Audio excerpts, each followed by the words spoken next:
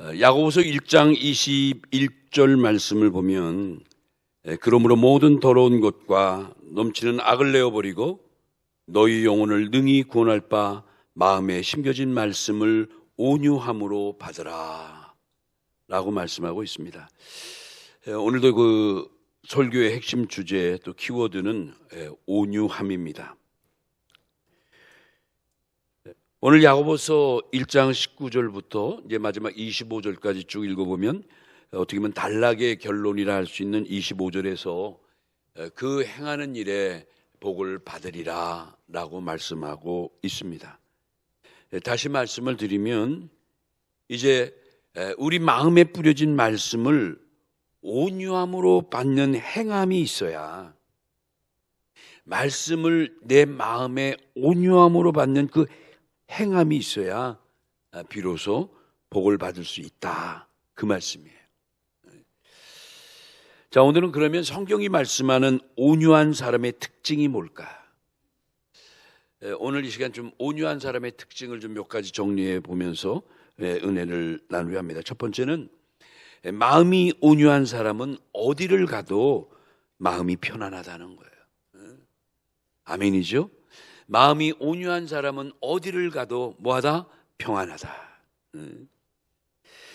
여러분, 정말 마음이 온유한 사람은요, 아무리 뭐 깡패, 폭력 집단 같은 악의 장막에 간다 할지라도 평안을 유지할 줄 압니다. 이 마음이 온유한 사람은 설령 누가 내 마음을 뒤집어 놓는 상황이 있다 할지라도 내가 쉽게 감정에 뒤싸이지 않고 냉정하게 내 마음을 잡고 평안한 마음을 유지할 수가 있는 겁니다. 그러니까 참 이 온유한 마음을 갖는 게 쉽지 않죠. 그래서 온유한 마음을 갖는 것도 열심히 훈련하고 연마해서 우리의 내적인 근육을 키워나가야 되는 거예요. 이제 성경에서 이제 온유라는 단어, 특별히 야고보서의 핵심 키워드가 온유인데, 이 온유라는 단어를 원어 성경을 보니까 그 원어가 이제 헬라어로 프라우테라는 단어를 쓰는데, 이 프라우테가 참 흥미로운 그 단어예요. 원래 이 단어는 어디서 왔냐면 그 어근이 사나운 짐승이나 또는 야생마가 잘 길들여진 상태를 가리켜서 프라우테라는 단어를 썼어요. 그리고 두 번째가 온순하고 인자한 상태 또는 온순하고 인자한 마음, 이걸 표현할 때 이 단어를 쓴 거예요. 그러니까 우리말엔 그냥 온유하면 뭐 착하고 순하고 뭐 지극하고 뭐 이렇게 쉽게 생각하지만 성경의 온유의 뜻은 사실 이러한 뜻이다. 그러니까 우리말로 표현하면 너무도 따뜻해서 뭐 상대방의 마음이 빨려 들어갈 정도로 부드러운 것, 이렇게 생각하지만 그것도 맞지만 그 뜻보다 더 심오한 뜻이 있다는 거죠. 우리가 이제 믿음 생활하고 사회생활 하다 보면 온유한 사람은 뭔가 좀 달라요. 그렇죠? 온유한 사람의 마음은 어린애들이 또 착한 행동을 하고 이쁜 짓을 하면 어떡하죠? 등을 두드려 주기도 싶고 칭찬하고 싶은 거죠. 이처럼 온유한 사람은 어디를 가도 그 마음 씀씀이 자체가 선하고 평안한 거예요. 얼마나 좋아요. 그런데 이 온유함이 부족한 사람의 또 특징도 있어요. 온유함이 부족하면 어떡하면 첫째가 자기 위주예요. 자기 위주. 남을 배려할 줄 모르고 자기 주장만이 옳은 줄 알고, 그렇죠? 흔히 무대뽀예요. 무대뽀. 뭐 남 얘기 듣지 않죠. 내가 뭐 그렇게 생각하고 내가 그렇게 딱 개념 정리를 하고 있으면 누구도 뭐 그 터치를 못해요. 이런 사람은 어떻게 보면 굉장히 경직된 분이에요. 자, 이런 분들의 특징은 뭐냐면 결국 많은 사람에게 움츠리게 만들고 마음에 거부감을 주기가 쉬워요. 그러니까 저는 한마디로 온유함이 없으면, 사람이 온유하지 못하면 멋이 없어요. 인간답지를 못해요. 원래 하나님이 우리에게 주신 본래의 마음이 온유함이에요. 그런데 사단이 역사에서 하나님이 주신 온유한 마음을 그만 빼앗겨 버리고 깨뜨려 버린 거예요. 조금 전에 온유라는 그 단어, 프라우테라는 단어의 두 번째가 뭐라 그랬죠? 온순하고 인자한 상태라. 사실은 우리 모두가 하나님이 온순하고 인자하고 선한 상태로 창조하셨는데, 그런데 이게 깨지고 나니까 어떡하죠? 사람이 악해지고 무서워지고, 그렇죠? 변질된 거예요. 그래서 온유한 사람은 이렇게 죄악된 환경에 절대 영향을 받지 않고 어디를 가든지 무엇을 하든지 평안한 거예요. 부드러운 거예요. 여러분, 왜 성도들이, 하나님을 믿는 백성들이 온유한 사람이 온유하게 살아갑니까? 바로 그것은 예수님의 온유함이 그와 같기 때문이다, 이렇게 말할 수가 있어요. 빌립보 2장 5절에 너희는 이 마음을 품으라, 곧 그리스도 예수의 마음이니, 우리가 예수의 마음을 품고 살아가다 보니 우리도 알게 모르게 예수님을 닮아가는 거, 닮아가는. 예수님이 직접 이렇게 말씀을 하십니다. 마태복음 11장 28절 이하에 보면, 마태 11장 28절, 수고하고 무거운 짐든 자들아 다 내게로 오라, 내가 너희를 쉬게 하리라 하시면서, 나는 마음이 온유하고 겸손하니 나의 멍에를 메고 내게 배우라, 그러면 너희 마음이 쉼을 얻으리니 라고 말씀해요. 여기 아주 중요한 것이, 나는 마음이 온유하고 겸손하다. 그러니 너희가 나의 마음을, 나의 이러한 모습을 뭐하라? 배우라 라고 말씀하셔요. 그러니까 예수님은 온유 자체신 거예요. 이 땅에 어떤 구속사적인 표현으로 어린 양으로 오셨지만 정말 양 같은 분이에요. 그러니 그러한 분을 나의 구주로 믿고 살아가는 우리들도 주님처럼 어린 양 같은 모습이 있어야 되는 거예요. 두 번째, 마음이 온유한 사람의 특징은 뭐냐? 모든 더러운 것과 넘치는 악을 내어 버릴 줄 안다는 거죠.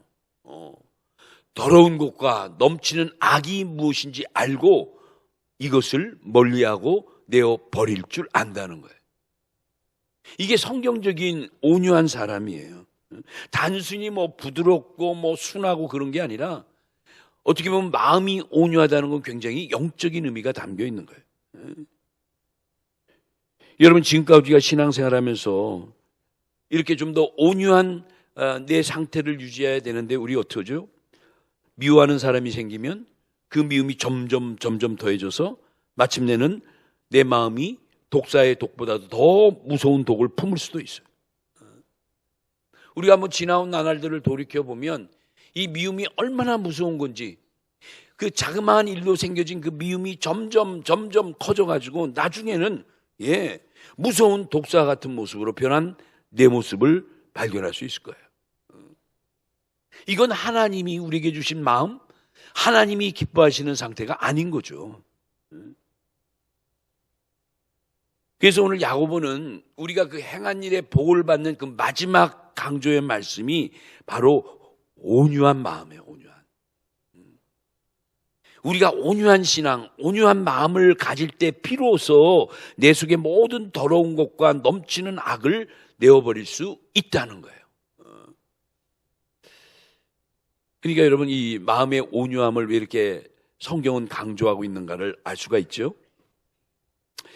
그 바울의 서신 가운데 목회 서신이라면 이제 디모데 전후서를 대표적으로 볼 수가 있는데, 믿음의 아들 디모데를 이제 목회자로서 양육하기 위해서 바울이 많은 경험을 가지고 이렇게 또 격려하고 권면하는 말씀이 있어요. 그 중에 디모데후서에 보면, 디모데후서 2장 23절에서 26절까지 보면 이 바울이 디모데에게 권면의 말씀 가운데 아주 중요한 키워드가 너는 온유해야 한다. 온유함으로 많은 성도들을 가르치고 이끌어야 된다. 이 온유함을 엄청 강조해요. 제가 한번 읽어드리려고 그래요. 이 디모데후서 2장 23절로 26절 말씀이 우리 성도들 한번 여러분에게 주신 말씀으로 듣고 저와 함께 같이 한번 읽어봤으면 좋겠어요. 23절부터 천천히 시작. 어리석고 무식한 변론을 버리라. 이에서 다툼이 나는 줄 압니다. 24절 말씀. 주의 종은 마땅히 다투지 아니하고 모든 사람에 대하여 온유하며 가르치기를 잘하며 참으며, 여기 봐요. 모든 사람에 대해서 뭐하라? 온유하라. 그리고 또 나와요. 25절 보니까 거역한 자를 뭐로 훈계하라? 온유함으로 훈계하라. 그리하면 혹 하나님이 그들에게 회개함을 주사 진리를 알게 하실까 하며, 그렇죠, 그들로 깨어 마귀의 올무에서 벗어나 하나님께 사로잡힌 바 되어 그 뜻을 따르게 하실까 함이라. 여러분, 얼마나 귀한 말씀이에요. 그러니까 여러분, 우리가 우리의 사랑하는 자녀들을 양육함에 있어도 그렇고, 우리가 우리 교인들을 구역원 또는 우리 각 기관에 우리 성도님들을 양육해 나갈 때도, 여러분, 뭔가 잘못되어 있을 때도, 그렇죠, 뭐로 하라? 온유함이 전제돼야 된다. 온유함. 그러니까 우리가 교회 생활할 때 정말 이 양육의 과정도, 우리의 가정의 뭐 자녀들의 교육도, 교회 신앙 교육도 바로 그런 거예요.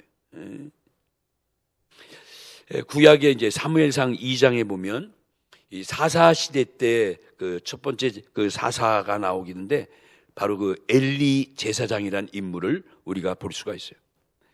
근데 이 사무엘상 2장 12절 이하를 쭉 보면 이 엘리 제사장에게 두 아들이 있었는데, 누구죠? 흠니와 비느하스라는 아들이 있었죠. 그런데 이스라엘 민족의 지도자요 사사인 이 엘리 제사장이 이 두 아들을 양육해 나갈 때, 그렇죠, 성경적인 표현으로 말하면 온유함이 없었어요. 물론 겉으로 볼 때는 참 점잖게 좀 야단쳐도 그러지 말아라 타이를 정도의 그런 그 얌전함 온순함, 그런 뜻이 아니고, 정말 하나님의 참된 믿음의 그 자손들로 키워나가려면, 그렇죠, 신앙의 중심을 가지고 그들을 양육해야 되는데, 엘리 제사장은 그러지 못했다는 거예요. 그 결과 어떻게 되죠? 흠니와 비느하스 두 아들의 결국이 어떻게 되죠? 처참하고 불행한 삶을 살다 결국 사라지고 말죠. 그 사무엘상 4장에 보면, 사무엘상 4장 21절에서 22절 보면 이 엘리 제사장이 결국 그 두 아들을 함께 살다가 하나님의 영광이 떠난 이가봇 사회를 맡게 되는 장면이 나오죠. 거기 무슨 말이냐면, 이가봇은 엘리 제사장의 손자의 이름이에요. 그 두 아들 홈니와 비니하스가 블레셋과의 전쟁 때 나가서 그만 하나님의 법궤도 빼앗기고, 이거 유명한 아벡 전투 또 우리 구속사에서 공부했죠. 이스라엘 백성이 아벡이라는 곳에서 블레셋 군대와 전쟁을 했는데 그만 하나님의 법궤도 그들에게 빼앗기고 두 아들이 장수로 나갔는데, 엘리 제사장의 두 아들 흠니와 비느하스가 같은 날 죽어버렸어요. 전사를 당했어요. 근데 후방에서 이들의 소식을 기다리던 엘리 제사장에게 두 아들이 전사했다는 비보를 전해 듣자, 그리고 아마도 하나님의 법궤까지 탈취당했다는 이 소식을 듣자 그만 놀래가지고 엘리 제사장이 그만 굴러 떨어졌어요. 의자에 앉았다가 그냥 굴러 떨어졌어. 충격받아가지고. 어찌된 영문인지 그의 목이 부러져서 그날 동시에 아들들과 함께 죽어버렸어요. 성경의 이야기예요. 근데 또 이러한 그 연하여 발생하는 비극을 본 며느리가 충격을 받아가지고 그냥 조산이 일찍 아이가 나오기 시작한 거예요. 너무 충격받으니까. 근데 이 며느리가 죽어가면서 막 나오는 그 아이의 이름을 뭐라고 했다? 바로 이가봇이라 이름을 지었어요. 근데 이가봇이 뜻이 뭐냐면 바로 하나님의 영광이 떠나다, 그런 뜻이에요. 히브리 말의 이가봇이 하나님의 영광이 떠나다, 영광이 사라지다, 그런 뜻이에요. 이건 뭘 얘기하냐면 그 당시 암흑적인 이스라엘의 영적 상태를 상징하는 말이기도 한 거죠. 그러니까 사사시대 엘리 제사장 시대의 영적인 상태를 보면 너무 심각한 암흑시대였고, 그렇죠, 하나님의 영광이 떠난 사회였던 거예요. 정확히 이 말씀이 이제 사무엘상 그 4장 21절에서 22절에 나오는데, 이때 하나님 역사를 보세요. 하나님의 구속사를 보세요. 그 깜깜한 이스라엘 암흑기에 제사장인 엘리와 그 가정이 이렇게 몰락해 갈 때, 이스라엘 나라가 점점 암흑세계로 깊어갈 때 하나님은 뭘 하셨을까? 바로 그때 아무도 모르게 어린 사무엘이란 한 소년을 하나님이 준비하십니다. 그가 나중에 커서 위대한 선지자 사무엘이 되는 거죠. 놀라운 하나님의 역사예요. 하나님의 구속 역사를 이루기 위해서 세상은 다 이가보시되 하나님의 영광이 떠나버린 시대였지만, 한편에서 하나님은 조용히 그 잃어버린 영광을 다시 회복할 인물을 키워나가고 계셨다는 거예요. 놀라운 역사죠. 이 어린 사무엘이 얼마나 영특하고 얼마나 대단한지 하나님이 그를 부르십니다. 어린 사무엘을 불렀어요. 근데 그 사무엘상 3장 10절에 보면 그 어린 그 믿음의 그 사무엘이 뭐라고 대답하냐면, 하나님이여 말씀만 하옵소서, 주의 종이 듣겠나이다. 여러분, 어린 사무엘이지만 그 마음속에 뭐가 있었다? 온유함이 살아 있었던 거예요. 나이는 어렸지만, 경험은 없었지만. 그렇죠. 그 사무엘상 2장 31절, 사무엘상 2장 31절에 보면 그 결국 엘리 제사장을 책망한 하나님의 말씀이 나오죠. 너의 집에 영원토록 노인이 없을 것이다. 결국 그 엘리 제사장의 그 가정은 통째로 결국 망해버렸어요. 그리고 이어서 나오는 인물 사무엘 선지자를 통해서 하나님의 놀라운 구속사는 계속되는 거예요. 놀라운 역사죠. 그러니까 이제 정리할 수가 있어요. 우리가 마음이 온유하고 내 믿음이 온유함이 얼마나 중요한가. 그러니까 우리가 입으로만 아무리 외쳐도 내가 온유함을 잃어버리고 사는 삶이라면 하나님의 구속사와 전혀 관계가 없어요. 나만 스스로 속아가는 거예요. 입으로만 내 스스로에게 속아가는 거예요. 누구처럼? 엘리처럼. 세 번째, 마음이 온유한 사람의 특징이 뭐냐? 마음이 온유한 사람은 하나님의 말씀을 듣기에 겸손한 자세를 갖는다는 거예요. 또는 좋은 자세, 이렇게 말해도 돼요. 겸손한 자세, 좋은 자세를 갖는다. 이게 온유한 자의 특징이에요. 세 번째 특징이에요. 이 말씀에 비춰서 나는 과연 어떨까? 내가 정말 말씀을 받을 때마다 정말 겸손한 마음, 온유한 마음으로 말씀을 받는가? 오늘 본문 가운데도 야고보 1장 21절에도 너희가 마음의 말씀을 받을 때 뭐하러 받으라? 온유함으로 받으라고 분명히 말씀하잖아요. 왜 그럴까? 마음에 심겨진 말씀을 온유함으로 받으라. 이게 그냥 좀 더 우리가 의미 있게 바라보면 굉장히 깊은 말씀이에요. 마태복음 13장에 보면 예수님이 그 유명한 씨 뿌리는 비유를 우리에게 베풀어 주셨어요. 그 씨 뿌리는 비유를 다시 말하면 그 하나님의 말씀을 깨닫는 상태를 밭에 뿌려진 씨로 비유한 내용이에요. 우리는 그냥 씨 뿌리는 비유 이렇게 이제 장명을 말할 때 쉽게 말하지만 사실 씨 뿌리는 비유라 보기보다도 더 정확히 말하면 밭에 뿌려진 씨의 비유, 이게 더 그 내용과 부합된 제목이죠. 네 가지가 나오죠.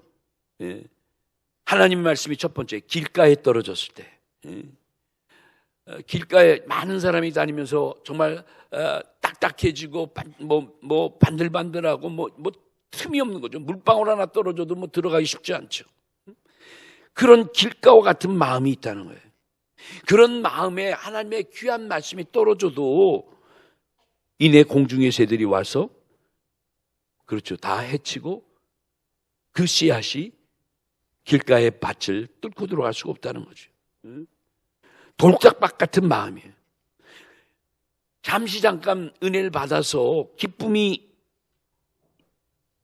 나오고 은혜를 받았지만 신앙의 뿌리를 내지 못해서 몇 날 며칠 못 가고 조금만 뒤틀리거나 조금만 자기 마음에 들지 않으면 어떻게 되죠? 그만 떠나건 그냥 믿음을 저버리는 돌짝 같은 마음이에요. 또 하나 있죠. 가시밭 같은 마음. 가시가 그냥 도초에 서려 있어서 말씀을 뿌리면 뿌리를 내려서 그 잎을 피우긴 피워도 모든 잎사귀가 다 그 가시에 찢겨가지고 너덜너덜해지고 이내 말라서 죽어버리는 거예요. 근데 그때 주님께서 말씀하실 그 가시를 마치 세상의 염려라고 해석해 줬어요. 세상의 염려가 너무 많아서 근심이 많아서 말씀이 나에게 임하긴 임했지만 이 말씀이 제대로 자라서 열매를 맺을 수가 없는 것. 매일 순간마다 세상 염려 걱정 때문에 그렇죠. 뜻의 일은 생각지 아니하고 내 걱정만 하다가 끝나버리는 거예요. 마지막 비유가 뭐죠? 기름진 땅의 비유가 나와요. 이걸 우리가 한자로 옥토 그렇죠. 옥토. 제가 어디 가보니까 우리 교단의 교회 이름이 옥토교회라고. 야, 이름 참 은혜롭고 잘 졌다 하는 생각이 들어요. 그 옥토가 한자로 기름진 옥, 그렇죠. 또 밭토, 땅토 이렇게 하시죠. 그러니까 기름진 땅, 기름진 밭을 옥토라고 그래요. 여기에 하나님 말씀을 뿌렸더니 신령한 씨를 뿌렸더니 웬걸 100배, 60배, 30배의 풍성한 열매를 맺는 거예요. 이 네 가지 씨 뿌려진 밭의 비유 가운데 과연 나는 어디에 해당하는 마음일까? 여러분들이 한번 진단해 보세요. 마태복음 13장 3절에서 9절인데 마태복음 13장 3절에서 9절에 보니까 결론은 뭐예요? 우리 모두가 옥토와 같은 마음을 가져야 될 것을 예수님이 우리에게 비유로 가르쳐 주신 거죠. 근데 이 옥토와 같은 마음을 한마디로 말하면 뭐냐면 온유한 마음이에요. 성경적으로 옥토 같은 마음을 표현하면 온유한 마음이에요. 그래서 원래 우리가 옥토 같은 마음으로 하나님이 우리를 창조해 주셨는데 근데 이 옥토 같은 마음밭에 이 사단의 역사가 그렇죠. 가시도 뿌리우고 무슨 엄청난 엉뚱한 것들을 잔뜩 뿌려놔가지고 다 부패하고 그냥 이 기름진 밭이 썩어버린 거예요. 아무리 좋은 씨를 심어도 자라나질 못하는 거예요. 열매를 맺지 못하는 거예요. 맺는다 해도 맨 먹을 수 없고 사용할 수 없고 그렇죠.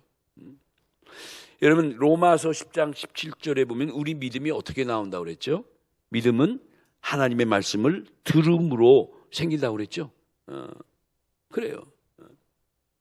믿음으로 말씀을 듣는다는 것이 뭐냐면 사실 내 마음이 옥토가 된 상태를 말하는 거예요. 오늘 우리가 이제 이 야고보서 1장 19절로부터 25절의 말씀을 이제 오늘까지 세 주에 걸쳐서 이렇게 또 나눠서 말씀을 드려보는데 이 마지막 말씀이 결국 너희는 하나님의 말씀을 받을 때 온유함으로 받는 것 이것을 실천해야 이것을 너희가 행해야 비로소 너희 행한 것에 복을 받게 된다는 결론의 말씀을 주신 거예요. 참 여러분 생각할 말씀이죠. 그럼에도 불구하고 우리는 말씀을 받을 때 온갖 세상의 근심, 인간적인 여러 잡생각, 또 불평, 불만, 불안, 초조, 여러 가지가 뒤섞여 있으니까 하나님이 원하시는 원래 우리 마음을 회복하기가 너무 힘든 거예요. 이 묵은 땅을 빨리 우리가 기경해야죠. 옥토로 만들어야 되는 거예요. 그러기 위해서 우리가 날마다 시간마다 예배를 사모하고 와서 기도하고 은혜 받고 찬양하고 이렇게 맡겨준 귀한 일에 봉사하고 하는 거예요. 이게 내 마음을 기경하는 신령한 농사의 순간인 거예요. 여러분 교회에서 지난주도 말씀드렸죠. 왜 하나님이 우리에게 교회를 허락하셨을까? 교회라는 것이 있으니까 더 힘들 수도 있고 우리에게 더 피곤할 수도 있고 하지만 그럼에도 하나님이 우리에게 교회를 주시고 직분도 주셨어요. 목사라는 직분, 장로라는 직분, 권사라는 직분, 집사라는 직분, 또 찬양대로 또는 식당 봉사조로, 구역장으로, 권찰로, 남성교회, 여성교회, 청년회로 왜 그렇게 복잡한 조직을 갖게 하셨는가? 그 교회의 삶을 통해서 뭐하라고? 온유함을 회복하라고. 묵은 내 마음의 땅을 뭐하라? 기경하라고. 그러니까 교회 오면 자꾸 내가 양심에 부딪히고 뭐가 이렇게 부딪히는 것도요, 영적으로 보면 그렇게 나쁜 거 아니에요. 내 마음을 뭐 하는 것이다? 기경하는 순간. 말씀이 신령한 쟁기가 돼서, 말씀이 신령한 맷돌이 돼서 나를 갈고 나를 깨우치고, 그런 역사죠. 그러니까 교회 생활할 때 우리가 절대 불평하지 말라. 나를 힘들게 하는 것도 하나님의 섭리 가운데 나를 뭐 하는 것이다? 낮추는 것이고, 그렇죠? 내 자아를 부수는 순간이라고 바라보면 모든 게 다 은혜가 되는 거예요. 아, 저런 분, 뭐 교회 가기 싫어, 저분만 보면 기분 나빠, 뭐 그렇게 할 필요 없어요. 은혜로운 생각을, 저분을 통해서 또 나에게 깨닫게 해주시는 게 있구나. 그렇잖아요. 오늘의 주제처럼, 온유함이 문제구나. 나에겐 온유함이 있는가. 이렇게 항상 모든 걸 은혜로 받아들이는 역사가 있어야 된다는 거죠. 오늘 이 말씀을 전하면서 이렇게 마음이 온유한 자의 특징 3가지를 꼭 기억하시기 바라요. 결국 성경은 우리에게 말씀합니다. 하나님의 말씀 지금도 우리에게 외쳐주십니다. 마음이 온유한 사람은 너희가 뭐를? 땅을 차지하는 복을 주겠다고 약속해 주세요. 이 축복이 참 우리가 꼭 기억해야 될 축복이에요. 여러분, 마음이 온유한 사람은 뭘 차지한다고요? 땅을 차지하는 복을 주신대요. 이 말씀이 시편 37편 11절 보니까, 시편 30편 12절, 그러나 온유한 자들은 땅을 차지하며, 나오죠? 온유한 사람이 땅을 차지한대요. 여러분, 창세기 12장 보면 우리 아브라함의 사역, 아브라함의 일대기를 너무너무 열심히 배웠죠. 그 창세기 12장 1절로 2절에 보면 아브라함이 하란에 있을 때 하나님이 아브라함을 찾아와 주셔서 말씀으로 역사하셨어요. 뭐라고 그랬죠? 아브라함아, 너 빨리 너희 본토 친척 아비 집을 떠나 내가 내게 지시할 땅으로 가라 라고 2번째 그를 초청하셨어요. 제 2차 부르심이라고 우리 배웠죠? 하란에서. 이때 이 하란 땅에 자기 아버지가 살아 계셨어요. 데라가 거기 있었어요. 근데 하나님이 아버지를 떠나라는 거예요. 친척을 떠나라는 거예요. 본토를 떠나라는 거예요. 아브라함이 이때 그 말씀을 온유함으로 받지 않았다면 어떻게 됐을까? 하나님의 구속 역사가 아브라함을 통해서 이루어지진 않았겠죠. 결국 하나님의 그 말씀을 온유함으로 받들고 자기 아버지까지도, 그렇죠? 말씀 앞에 그래요. 결연히 놓고 하나님의 땅으로 오는 거 보세요. 결국 아브라함은 하나님의 말씀을 온유함으로 받고 가나안 땅에 들어와서 엄청난 땅을 차지하게 되고 그가 곧 복의 근원이 됩니다. 할렐루야. 그러니까 바로 이 말씀, 오늘 우리도 하나님의 말씀을 온유한 마음으로 받아들이고 순종하면, 그리고 실천하면 아브라함처럼 땅을 차지하는 놀라운 축복이 우리에게도 임한다는 것을 가르쳐 주는 거예요. 얼마나 놀라운 역사예요. 여러분, 신약에서 또 놀라운 땅의 축복을 받은 사람이 사도 바울이에요. 사도 바울. 바울은 원래 유대교주의자니까 예수님을 믿는 기독교인들을 싫어했죠.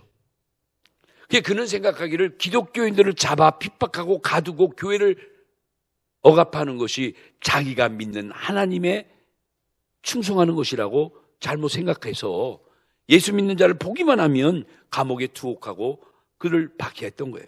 어느 날 그가 지금의 다마스커스죠, 이스라엘 위에 있는 그 다메섹으로 신앙의 자유를 찾고 도망간 그 기독교인들을 색출해가지고 체포해가지고 데려와서 예루살렘 감옥에 투옥하려고 가는 길에 그만 부활하신 주님을 만나는 놀라운 회심의 역사가 일어나죠. 이때 그 부활하신 주님의 그 영광의 빛을 경험하고 주님의 음성을 친히 듣고 그가 그곳에서 꼬꾸라져서 드디어 회개하기 시작하죠. 그가 3년 만에 얼마나 겸손하고 얼마나 온유한 인물로 변모합니까? 부활의 주님을 체험했던 바울이 그때부터 생명 바쳐, 그렇죠? 복음을 위해 우리 기독교의 금자탑을 이루는 놀라운 선교의 대명사가 된 거예요. 여러분, 그 사도행전 9장 15절에 보면, 사도행전 9장 15절에 하나님이 이러한 바울을 이방을 위해서, 이방과 많은 임금들과 이스라엘 자손을 향해서 나의 택한 나의 그릇이라고, 하나님이 택하신 나의 그릇이라고까지 표현해요. 결국 이 사도 바울이 가는 곳곳마다 교회를 세우고 복음을 전해서 그 복음의 영역이 이 사도 바울 때 그렇게 확장되고 넓어진 거예요. 놀라운 역사죠. 끝으로 이 말씀만 전하려고 그래요. 예수님도 산상에서 그 제자들에게 팔복에 대한 말씀을 강론하실 때 8가지 복, 그 중에 3번째 복이 뭐죠? 온유한 자의 복이에요. 마태복음 5장 5절에 보니까 온유한 자는 복이 있나니 그들이 뭐를? 땅을 기업으로 받을 것이라 그랬어요. 온유한 자가 받는 복, 누구처럼? 아브라함처럼. 그렇죠. 사도 바울처럼 땅을 기업으로 받는다는 거예요. 여기 이제 땅이라는 것이 이제 우리가 좀 해석해야죠. 땅이라는 게 뭔가? 여기서 말하는 땅은 첫째 구속사적으로 볼 때 이거는 하나님의 나라, 주님의 나라, 예수 그리스도의 나라를 말하는 거예요. 결국 새 예루살렘 성, 우리가 가야 될 하나님 나라 천국을 의미하는 거예요. 두 번째는 뭐냐? 믿는 우리들의 삶의 영역을 가리키는 거예요. 우리들의 삶의 영역이 점점 굳건해지고 점점 확장되어질 것을 말씀하신 거예요. 누구에게? 온유한 자에게 그러한 복을 주신다는 거예요. 얼마나 감사해요. 여러분, 오늘부터 기도의 제목 또 하나 삼아요. 하나님이여, 온유한 마음을 끝까지 허락하여 주시옵소서. 하나님 나라, 주님의 나라 갈 때까지 내 마음에 온유한 마음을 잃지 않게 하여 주시옵소서. 여러분, 기도하시면서 오늘 이 말씀을 받아야 되는 거예요. 그렇죠. 말씀을 맺습니다. 오늘 우리가 이 야고보서 1장 19절로 25절, 이제 마지막 그 행한 일에 복을 받으리라 할 때 그 행해야 될 것이 뭐냐? 나에게 심겨진 말씀을 뭐로 받으라? 온유함으로 받는 이 일을 우리가 뭐 해야 된다? 실천해야 된다. 행해야 된다는 거예요. 그래요. 그러니까 여러분, 오늘부터 이 말씀 듣고 누가 말씀을 전하든지 어떤 말씀을 전하든지 여러분 어떤 마음의 상태로? 온유한 마음의 상태로 말씀을 받으시기 바랍니다. 그래야 돼요. 교만한 마음이 아니고, 거만한 마음이 아니고, 내가 다 아는 말씀인데, 이미 들었던 건데, 성경에 다 있는 건데. 여러분, 하나님의 말씀은요, 평생에 듣는 거예요. 평생에. 여러분, 찬송가 한두 번 불렀다고 다 한다고 안 부릅니까? 평생에 부르는 거예요. 그 나라 가수도 부르는 거예요. 저는 요즘 유튜브를 통해서 보면 찬송가, 전국 찬송가 보급위원회인가요? 이름이 정확치 않지만 어쨌든 찬송가를 그렇게 전하기 위해서 도시에 있는 무슨 큰 고가다리 밑에 좀 화울링, 이 화음이 잘 될 수 있는 메아리가 치는 그런 곳에 그냥 모이는 거예요. 3, 4, 뭐 교단도 교회도 아무것도 묻지 않고 그냥 찬송이 좋은 사람만 오는 거예요. 뭐 반주도 없고 아무것도 없어요. 그냥 스마트폰, 휴대폰 가지고 찬송 찾아서 선창하는 사람이 오늘 찬송가 뭐 400 몇 장을 부릅니다. 하면 그거 찾아서 다 같이 찬송만 불러요. 찬송만. 거기 참여한 사람이 간증하는 걸 듣고요, 제가 잘 아는 분인데 그분이 자기는 찬송이 이렇게 은혜로운 거를 평생 처음 느꼈대요. 그래서 그분은 때마다 아침마다 그 다리 밑에 찬송가 부르기에 빠지질 않아요. 뭐 금요일인가 토요일 날 한다는데, 근데 그 찬송 부르는 게 딱 30분 정도만 한대요. 앞에 설교도 없고 그냥 뭐 한 분이 나오셔서, 어느 교회 지휘자 같은 분이 나오셔서 성경 말씀 시편 150편 그 딱 읽고, 그리고 오늘은 몇 곡 합니다. 몇 장 피세요. 그리고 이제 음을 잡아준대. 아마 이제 찬송 음악을 좀 아는 분이겠죠. 첫음을 딱 소프라노, 엘터, 테너, 베이스까지 딱 잡아주고 시작하면 시작하는데, 그렇게 해서 찬송만 몇 곡 부르고 그냥 주기도문하고 마치는데, 그 찬송의 30분 남짓의 시간이 얼마나 은혜로운지 뻥뻥 울기도 하고, 거기 뭐 다른 거 안 부르는, 다른 뭐 가르치고 그런 것도 없대. 그냥 찬송만. 거기서 새삼 느낀 게 뭐냐? 우리가 부르는 찬송이 이렇게 은혜롭다는 것을 느꼈다는 거예요. 뭐한가? 마음이 온유하니까 그런 은혜가 오는 거예요. 바라기는 여러분 금년 한 해도 여러분이 마음의 온유함을 가지고 누가 말씀을 증거하든지 그러한 겸손한 마음으로 받아서 이렇게 매사에 은혜 충만, 말씀 충만, 성령 충만한 우리 모든 성도들 되시기를 예수님의 이름으로 축원합니다.